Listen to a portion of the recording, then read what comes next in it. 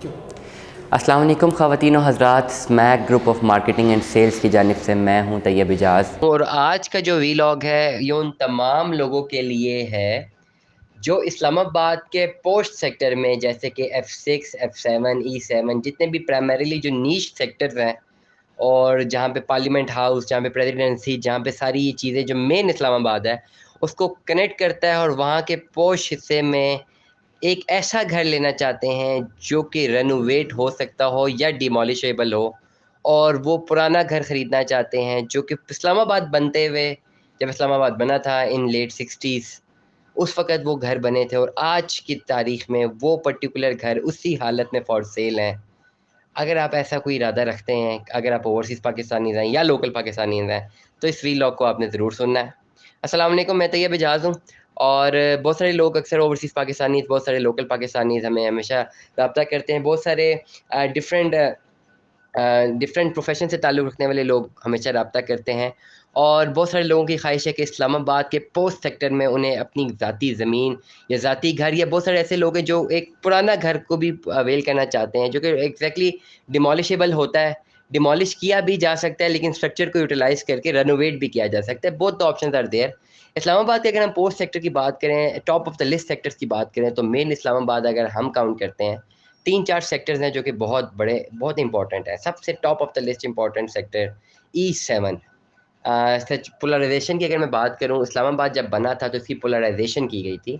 Polarisation का मतलब division की गई थी, division in terms of the segments, क्योंकि इस्लामाबाद एक प्लान्ड सिटी है, और जितने लोग इस्लामाबाद में रहते हैं वो शायद इस बात को जानते हैं। मैं तमाम की इन्फॉर्मेशन में भी इजाफ़ा करना चाहूँगा। जब पोलराइजेशन हुई थी, पोलराइजेशन ऑफ इस्लामाबाद हुई थी, तो एफ सेक्टर था, F was defined for the foreign service, G sector was defined for the government services, E sector was defined for the elite sector, H और sector was defined for hospitals and education, and I sector was defined for industrial use. तो उस वक़्त इस्लामाबाद जब बना था तो ये 5 से 6 ही सेक्टर थे। मैं रिपीट करता हूँ, एफ सेक्टर था, ई सेक्टर था, जी सेक्टर था, आई सेक्टर था और एच सेक्टर था। अगर आप इस्लामाबाद में रहते हैं, अब तो ख़ैर सैचुरेशन बहुत ज़्यादा हो चुकी है, लेकिन अगर आप देखें, पुराने इस्लामाबाद को देखें, तो आई सेक्टर में सारा इंडस्ट्रियल थे।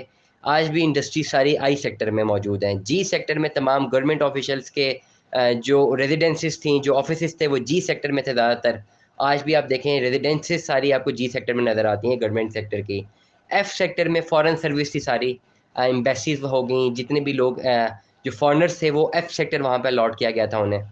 और E sector for the elite services, H sector, H H for hospitals, आज देखें शिफा एच सेक्टर में है, और जितने भी पुराने स्कूल्स हैं, जो एजुकेशनल सिस्टम है, वो एच सेक्टर में आपको नज़र आते हैं।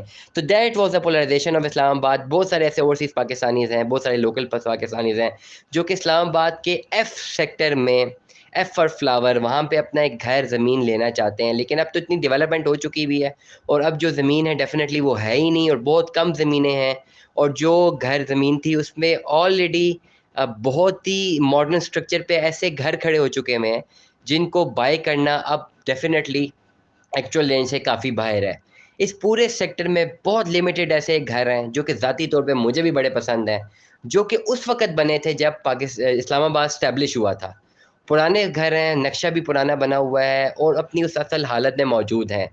इन घरों को ख़रीद कर या तो इनको रेनोवेट किया जा सकता है उसी स्ट्रक्चर को यूज़ करके, या टोटली डिमोलिशेबल हैं।